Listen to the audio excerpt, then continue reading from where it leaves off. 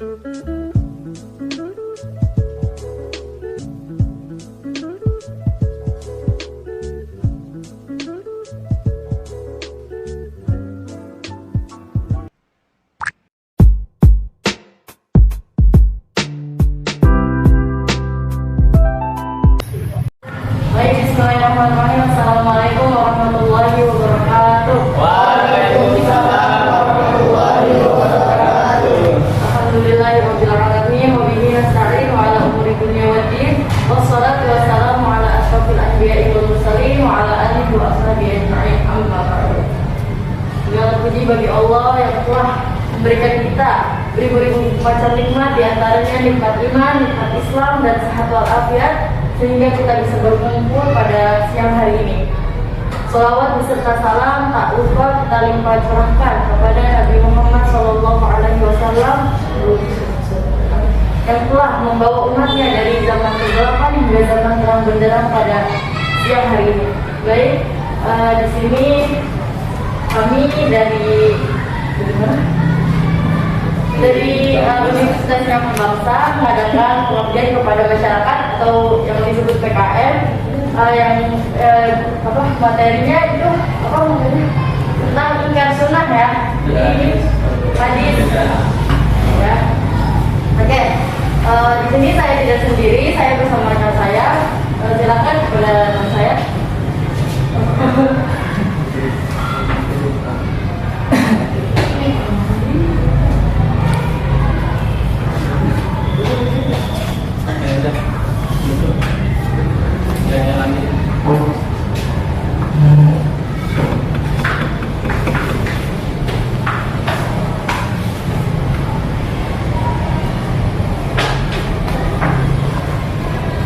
Bismillahirrahmanirrahim. Assalamualaikum warahmatullahi wabarakatuh.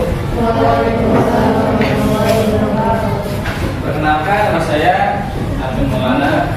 Insyaallah saya ingin menjelaskan apa itu perbedaan hadis dan Al-Quran. Jadi hadis di sini sebagian definisi Al-Quran, sebagian ulama mengatakan kata Al-Quran tidak mempunyai akar kata. Ia merupakan nama bagi kalam Allah, al-murtajal. Sebagian yang lain berpendapat Al-Quran berasal dari kata ayat qa'u.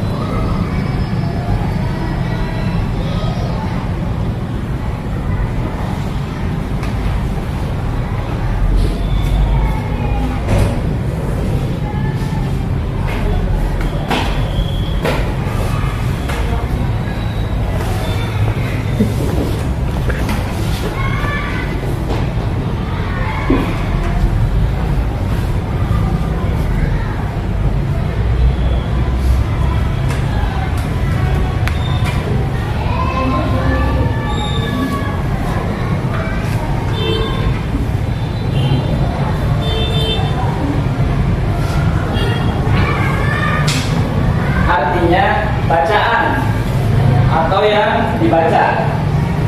Qara'a yaqra'u qira'atan wa Qur'an. Artinya baca atau yang dibaca. Baik. Istilahnya al-kalamul mu'id.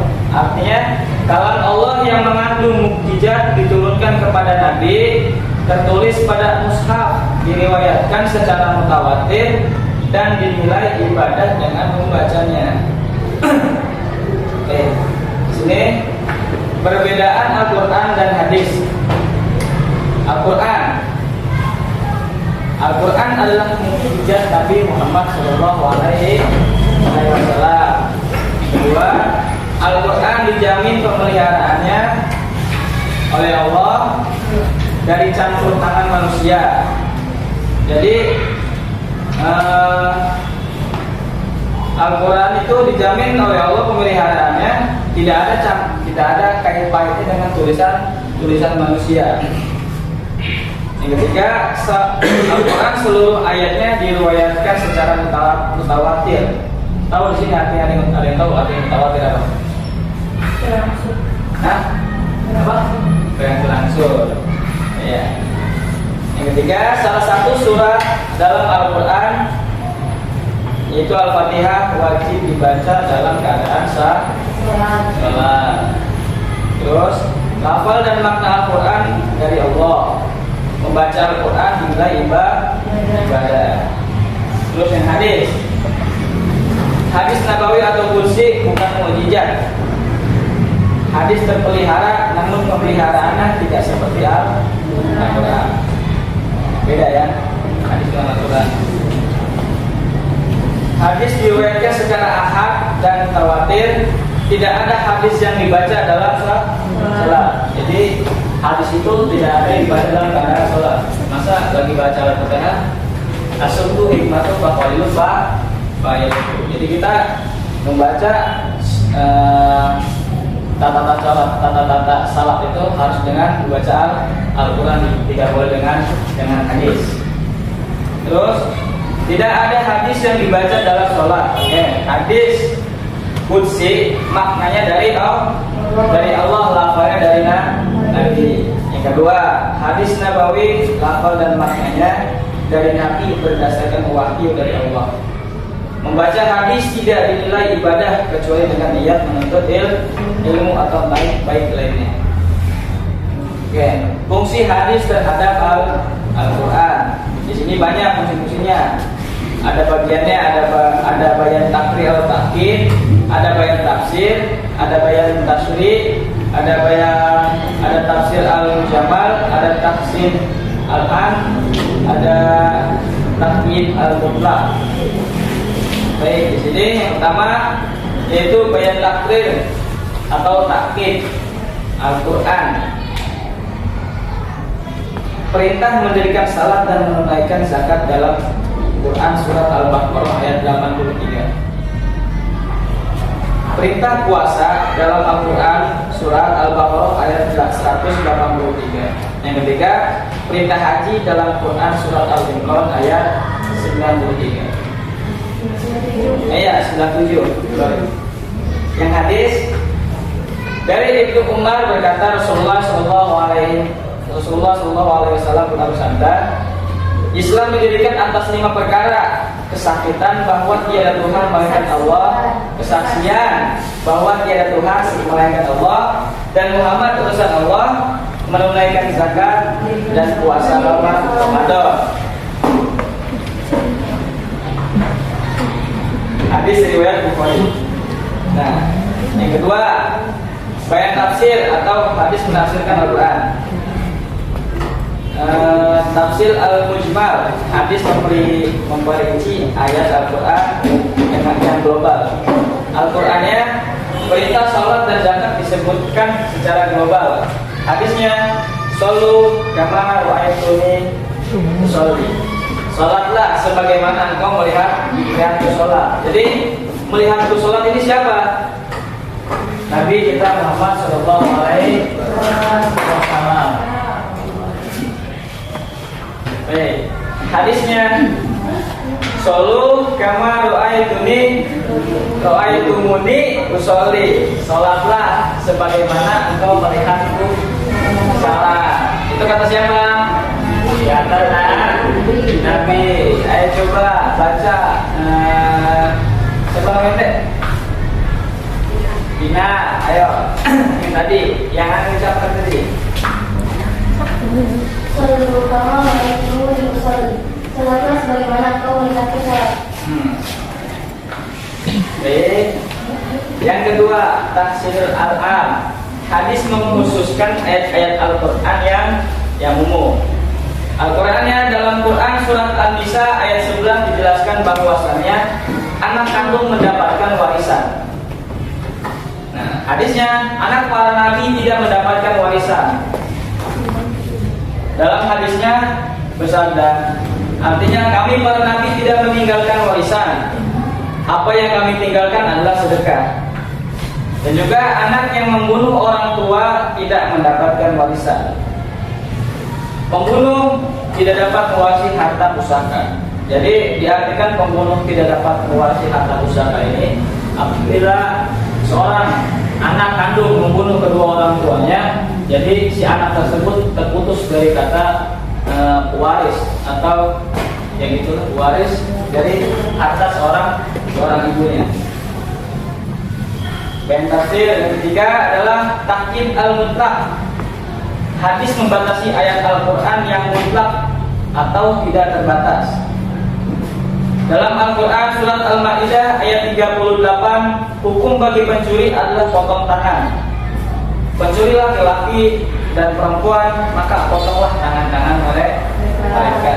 Dalam hadis dikatakan, hadis memberi batasan harta curian yang karenanya pencuri dikenakan hukum potong tangan. Nabi SAW bersabda, yang artinya tangan pencuri tidak boleh dipotong melainkan pada pencuri harta senilai seperempat dinar atau lebih. Jadi hadis yang di sini menjelaskan tidak semua pencuri itu harus dipotong tangan. Ada ketentuannya. Jadi ketentuan di sini ada seperempat dinar atau lebih. Jadi harus balik segitu baru berarti dipotong. Cuma gara-gara maling pulpen dipotong, nggak bisa, itu bisa, ya. Terus yang ke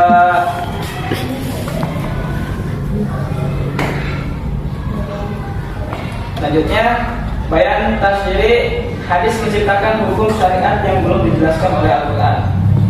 Hadisnya yang artinya diharamkan memakai sutra dan emas bagi laki-laki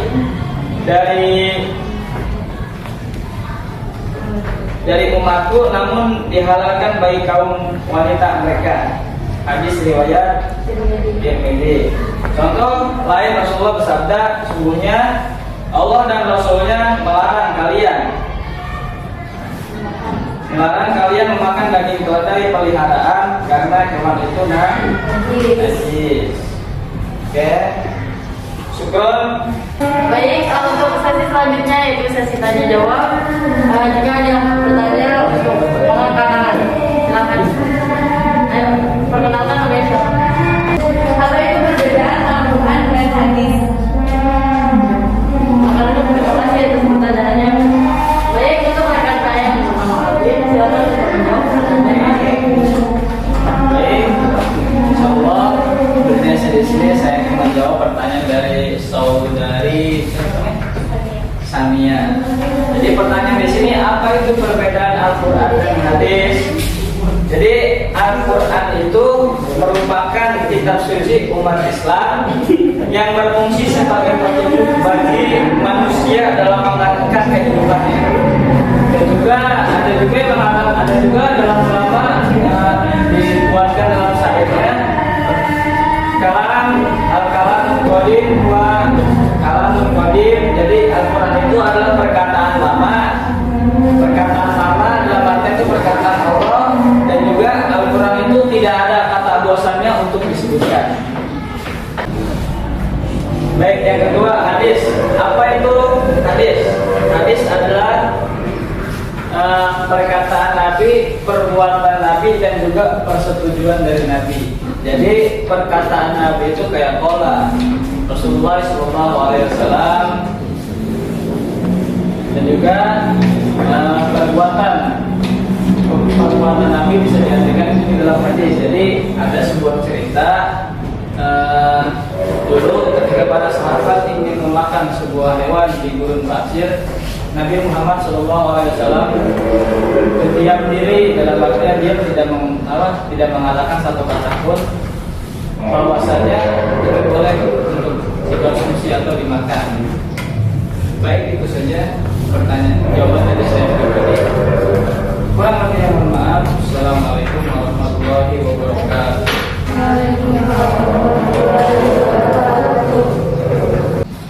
Baik, untuk yang terakhir yaitu kesimpulan. Jadi Al-Quran dan hadis itu merupakan sumber hukum Islam, yang mana Al-Quran itu adalah segala sesuatu yang ada di dunia dan akhirat, sedangkan hadis itu penjelasan dari Al-Quran. Jadi Al-Quran dulu baru